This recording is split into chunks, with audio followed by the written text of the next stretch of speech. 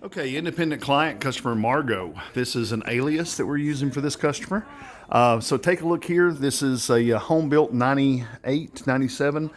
So typical, you got your seated area there. You got your corner here. That corner angle is because of an air conditioning chase.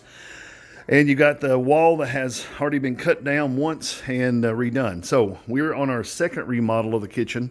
The first time was just kind of a freshen up. This time is going to be a complete gut.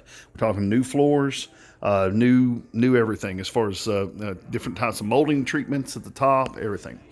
So a couple of things to talk about right off the bat is this area here will have cabinets in it now, where you actually have just the cabinets and you've got a defined space here for the table. This area will have cabinets in it.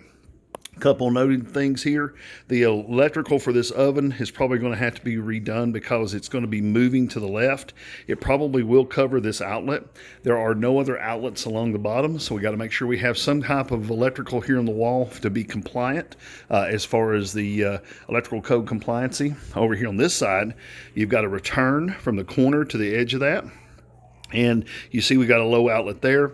The also thing you see is that this house has solid surface window stools. This is 1.5 inches deep.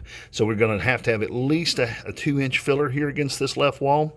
And this is 18 3/4 from this corner to the edge of this. And of course the library trim that's here. So 18 3/4 is all we have. 18-inch deep cabinet. Probably 17-inch deep cabinet actually to have the countertop overhang right is the maximum depth for that. Look up here. You got a multi-stack molding. This is real typical of this age of home. Multi-stack molding. Bottom of that molding right there to the top. Top is 107 3/4. Bottom of this is 102. So that is a really tall molding. Making sure that when we design this, if we're going to be changing that molding, if we're going to be going up tall here, then we have to have something to transition into this molding when we turn the corner. I don't believe they're going to replace the molding throughout the whole house. You can see it's all in the house. Over here on this side, same thing. If we're going taller, that corner wall must remain. Again, there's an air conditioning vent that's upstairs, the air handler, and so then the air handler comes through this chase and goes under the house and comes out through the vents and the floors here. So the measurements I've given you, one thing to be note of, this is exactly 24 inches deep. From the corner, the face of this wall is exactly 24 inches deep. So when you start talking about the height and the depth of the cabinet, mom's attic on the front of this, that's fine. We need to order this cabinet though 23 inches deep and go ahead and bump it forward as far as we can to make sure that we do not come past the front edge of this in case it's out of plumb or out of level. Face of this wall, see how they have the return on the molding up above? You'd probably want to do the same return on the molding here on the front. And all the ceiling, they had some leaks, so all the ceilings and stuff are going to be repaired prior to starting any of this.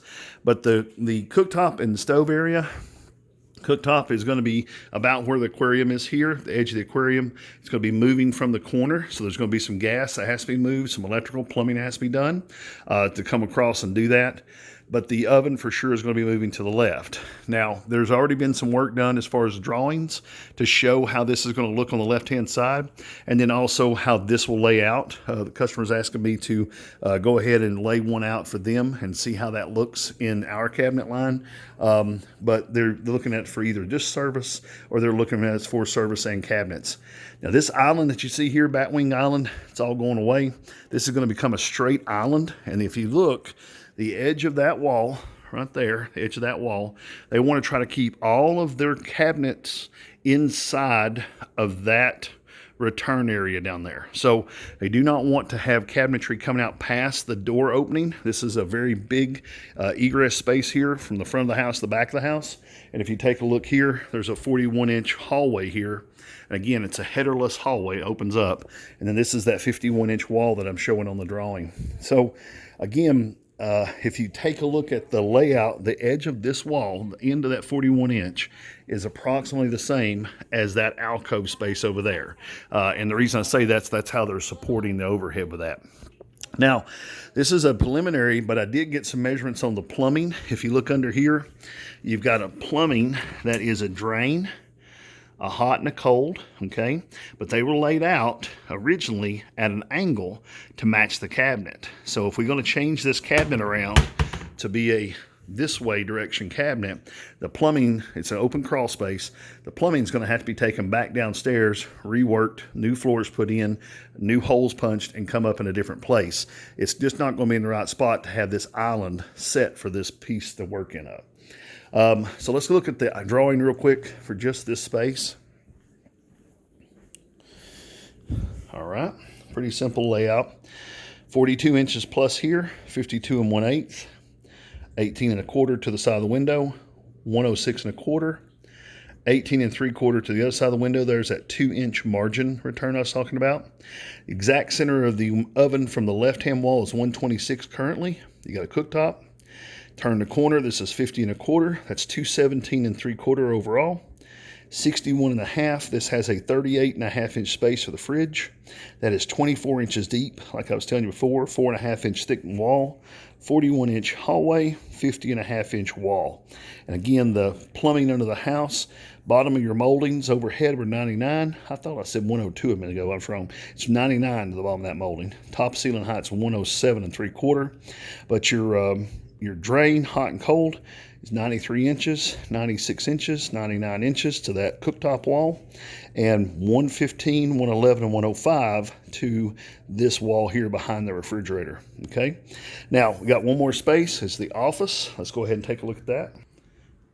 All right, got one more area here. This is an office space. Take a look here. You got 23 inches to the edge of the switches, 79 for a window, 31 1/2 behind the window. This is 170 1/2 across the back wall, and 132 are about on the right-hand side. There is an alarm fob in the corner. Now, this being said, the front entrance here going into the mezzanine, there is a step down here between these two of about 8 inches. Okay, so this ceiling height in this room is 114 ceiling height. And the bottom edge of the moldings in here are the same. It's about 107 1/2 looks, or 105. 105 is the bottom of the moldings in here. So when we start looking at laying this cabinet section out, they're looking at coming just across this back wall and possibly doing something on the right-hand side, but just really across the back wall. They wanted to have the whole room laid out to be able to see the spacing involved with that. There are columns currently here. That 23 inches of space is from the edge of the window to the side of the switches right here, and then the other side, 132, comes to basically the front of the columns right here. Now, something unique about this room is it has a soffitted spot above this, probably for the LVL. These columns are probably not very supportive, if anything. They're probably just decorative, but they're talking about maybe doing some type of a door enclosure here, utilizing this soffit space and utilizing the ledge that you have, so the step down stays the same.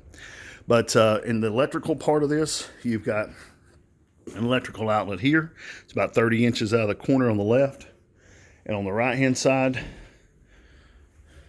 yes, same thing, about 30 inches out of the corner on the right-hand side. Keyboard space underneath the thing there. Again, sound, music room, office room, multi-use, hobby room. That's what this area is kind of going for. And they're wanting to have it to where it could be blocked off possibly for sound, to be able to make it a personal space to use, like a lot of people are doing, converting that one house room into a office area. If you have any questions about this, feel free to give me a call, 423-650-1051. Have a great day.